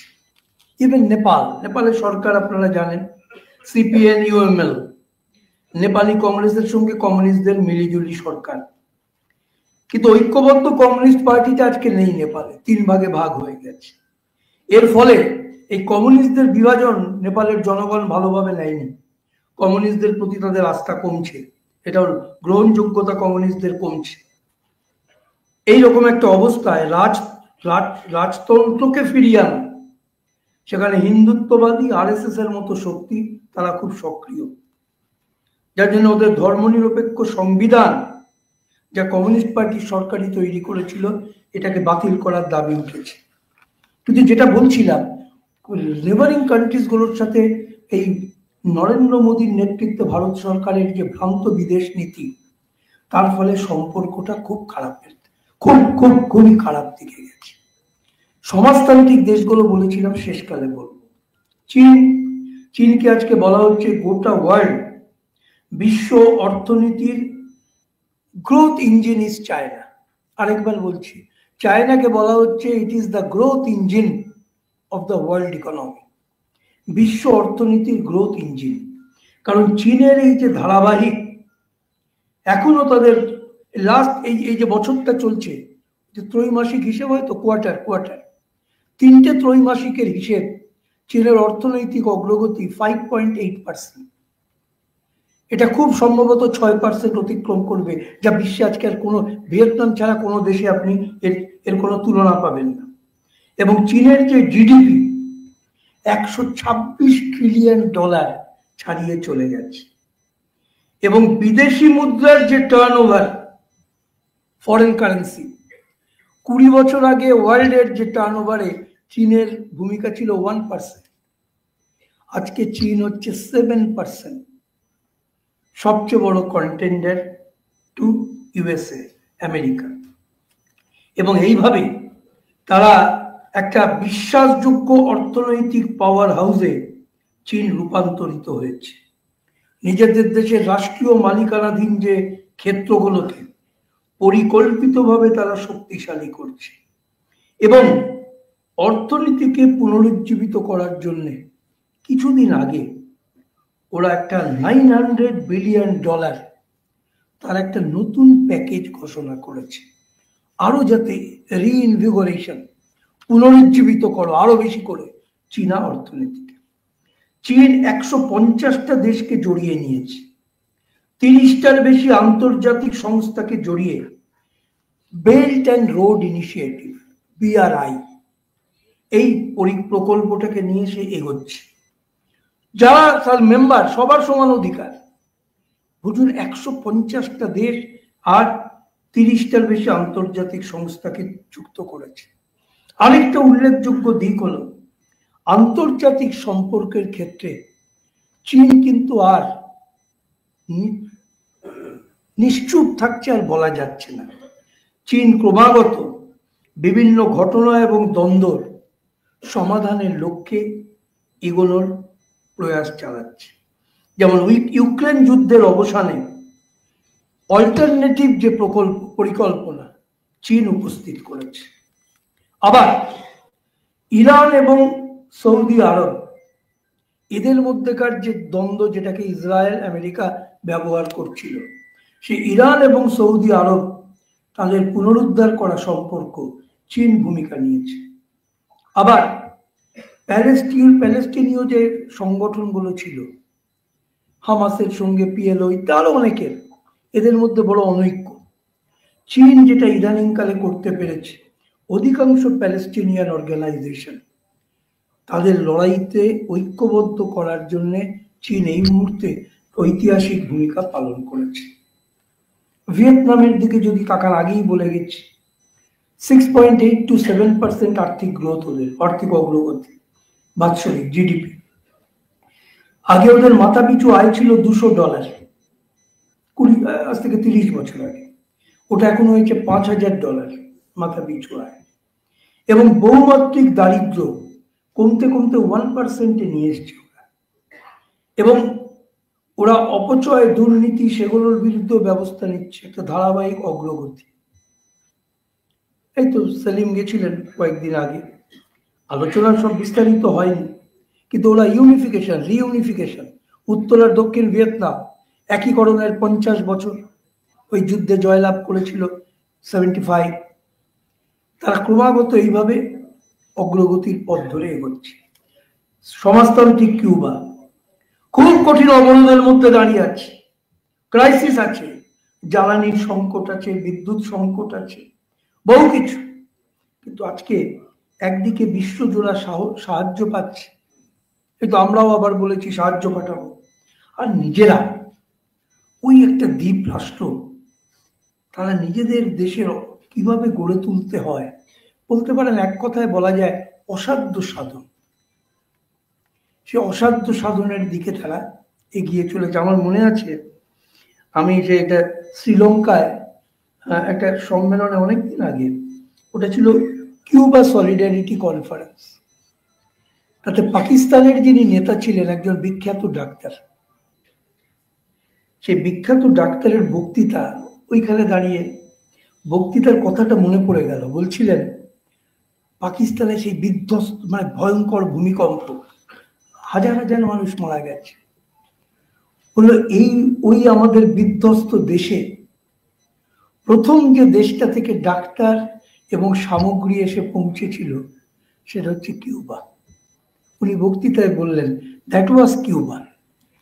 এবং কিউবা কিন্তু একদিকে নিজের দেশে কঠিন পরিস্থিতিতে সমাজতন্ত্রকে রক্ষা করে এগো, আবার আন্তর্জাতিক কর্তব্য পালন করা, এ উল্লেখযোগ্য নজির তৈরি করতে পেরেছে।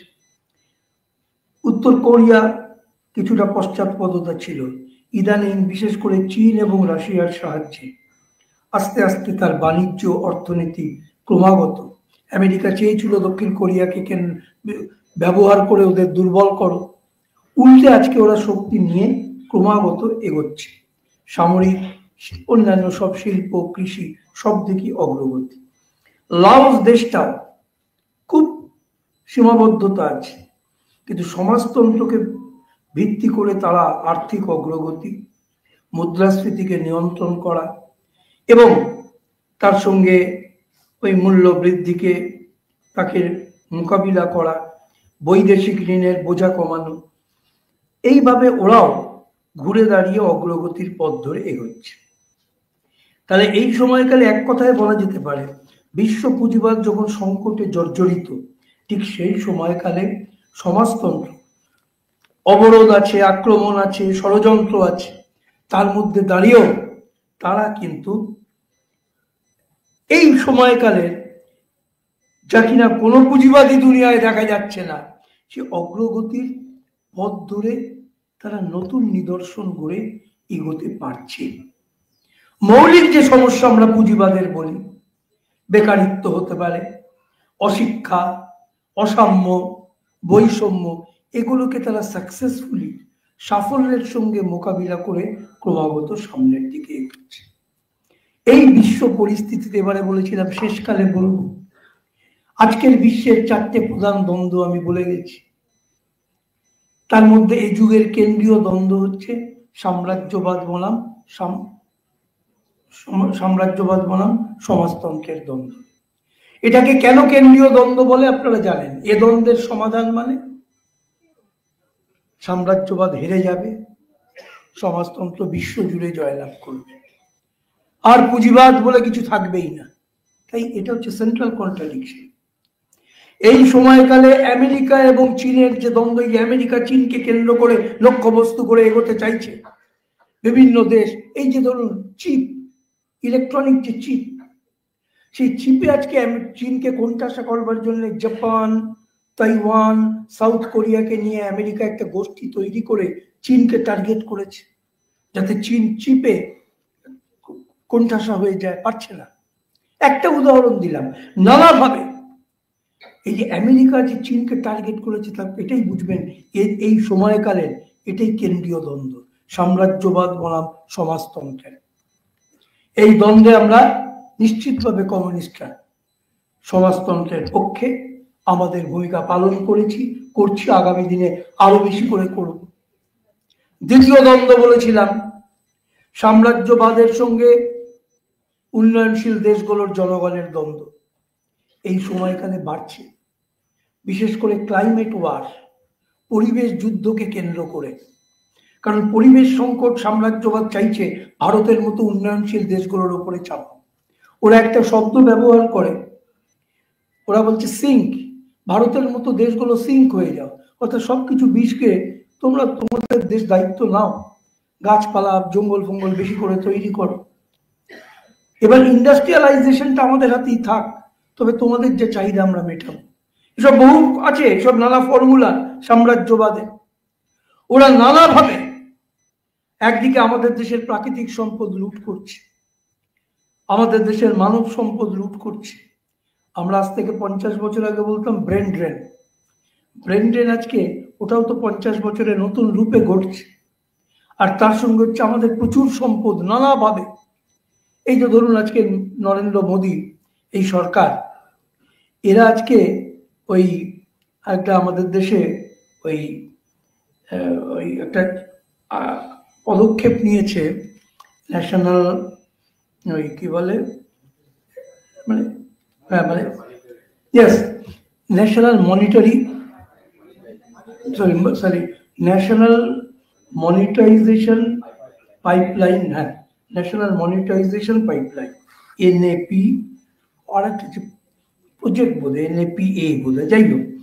কিন্তু এর মধ্যে কথা হলো, দামি যে জমিগুলো, যে জমি রেল স্টেশনের কাছে, যে জমি বন্দরের কাছে, যে জমি বিমানবন্দরের কাছে, যে জমির কাছ দিয়ে পাইপলাইন গেছে, সেই জমিগুলো মূলত কর্পোরেটের হাতে তুলে দাও, হয় লিজ বা অল্প পয়সায় তুলে দাও। এর ফলেই আজকে ভারতে কিন্তু জমি, নতুন করে জমির সংকট, জমির লড়াই নতুন রূপে ফিরে এসছে। আমি তাতে যাচ্ছি না, আমি যেটা বলার জন্য এটা বললাম যে আজকে এই মানে আমাদের মতো দেশগুলোতে নানাভাবে সম্পদ সাম্রাজ্যবাদ তার পক্ষে টেনে নিতে চাইছে। এর ফলে আজকে আমি তো পরিবেশের কথা আগে বললাম, সাম্রাজ্যবাদের সঙ্গে উন্নয়নশীল দেশগুলোর জনগণের দ্বন্দ্ব বাড়ছে, আরো বাড়বে আগামী দিনে। সাম্রাজ্যবাদ সংকট থেকে বাঁচার জন্য আমাদের মতো উন্নয়নশীল দেশগুলোর উপরে আরো বোঝা চাপাবে।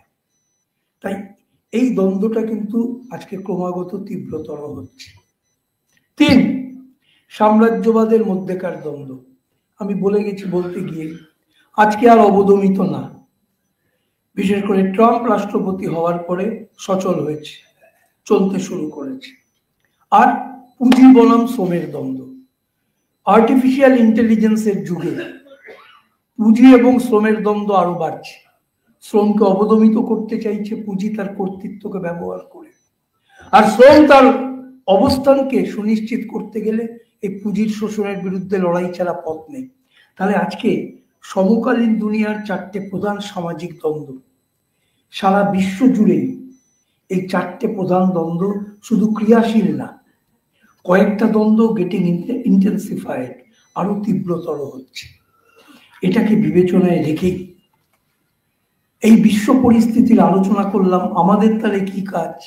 আমাদের কাজ কিচ্ছু না, আমাদের কাজ হচ্ছে 6টা। কি কি? 1, তীব্র সাম্রাজ্যবাদী আগ্রাসন, পুঁজিবাদী শোষণ এবং অতি দক্ষিণপন্থী শক্তি বৃদ্ধির প্রেক্ষাপটে কমিউনিস্ট ও ওয়ার্কার্স পার্টিগুলির মধ্যে বিশ্বজোড়া সংহতি ও সহযোগিতা আরো বেশি তাৎপর্য বহন করছে। সমন্বিত পদক্ষেপ, সংহতি আন্দোলন এবং সাম্রাজ্যবাদের বিরুদ্ধে সংগ্রামরত সকল শক্তিকে একত্রিত করা, এটাই এখনকার অগ্রাধিকার, প্রায়োরিটি 1। এটাই 1। 2, সিপিআইএম সাম্রাজ্যবাদ এবং নয়া উদারবাদের বিরুদ্ধে এবং পরিবেশের সুরক্ষা ও জলবায়ু ন্যায় বিচারের জন্য লড়াই করছে এমন সমস্ত শক্তির সাথে হাত মেলাবে। 3, সিপিআইএম প্যালেস্টাইনের জনগণের সাথে তার সংহতি পুনর্ব্যক্ত করে এবং 1967 সালের পূর্বের সীমানা অনুযায়ী ও পূর্ব জেরুজালেমকে রাজধানী করে প্যালেস্টাইন রাষ্ট্র প্রতিষ্ঠার পক্ষে দাঁড়ায়। 4. সিপিআইএম সমাজতান্ত্রিক দেশ চীন, ভিয়েতনাম, কিউবা, ডিপিআরকে এবং লাওসকে সংহতি জানাচ্ছে। সংশ্লিষ্ট দেশগুলির সমাজতান্ত্রিক নির্মাণের প্রচেষ্টা এবং সাম্রাজ্যবাদ বিরোধী সংগ্রামকে দৃঢ়ভাবে সমর্থন করছে। 5. CPIM Venezuela, Bolivia, Nicaragua, Colombia, Uruguay, Brazil এবং অন্যান্য ল্যাটিন আমেরিকার দেশগুলির জনগণের পাশে আছে, যারা তাদের বশংবদ করা এবং তাদের সার্বভৌমত্বকে অগ্রাহ্য করার সাম্রাজ্যবাদী প্রচেষ্টাকে প্রতিরোধ করছে। লাস্ট 6. সিপিআইএম নয়া ফ্যাসিবাদ, সন্ত্রাসবাদ, ধর্মীয় উন্মাদনা, জাতিবাদ, পিতৃতন্ত্র, এথনিক শভিনিজম এবং সব ধরনের প্রতিক্রিয়াশীল শক্তির বিরুদ্ধে লড়াই করছেন এমন সব মানুষের পাশে আছে। কার্ল মার্কসকে স্মরণ করে এই যে বিশ্ব পরিস্থিতির যে আলোচনার প্রশ্ন ছিল, আমি আগেই বলেছি আপনাদের আমার আলোচনার ভিত্তিটা কি। তবে নিঃসন্দেহে আজকের বিশ্ব পরিস্থিতির আলোচনা আমাদের বিপ্লবী আন্দোলনের সঙ্গে ঘনিষ্ঠভাবে সম্পর্কিত আন্তর্জাতিক দায়িত্বগুলি পালন করবার দিকেই আমাদের আহ্বান করছে। আমি মনে করি একথা বিবেচনায় রেখেই আমরা এই আলোচনা সভা থেকে যাব। আপনাদের সকলকে অভিনন্দন, আপনাদের সকলকে ধন্যবাদ।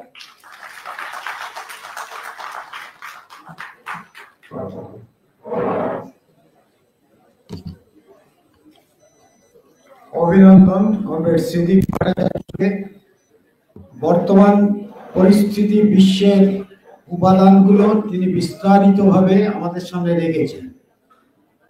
আমাদের একটা অংশ সময়ের অভাবের জন্য খানিকটা অভাব থেকে গেল, তা হচ্ছে আমাদের কমরেড রাজনৈতিক কর্মী তাদের এই বিশ্ব পরিস্থিতি বোঝার পরেও আমাদের কার্ল মার্কসের মৌলিক যে অবদান, এই অবদানের সাথে সম্পর্কযুক্ত করে কি করে আজকের দিনের বিশ্লেষণ এবং কর্তব্য কর্ম আমাদের নির্ধারণ করতে হবে, সেই প্রশ্নটি সময়েরও কিছুটা অভাব ছিল আমাদের, সেটা কমরেডদের মধ্যবর্তী সময়ে নিজেদের একটু চর্চা করতে হবে।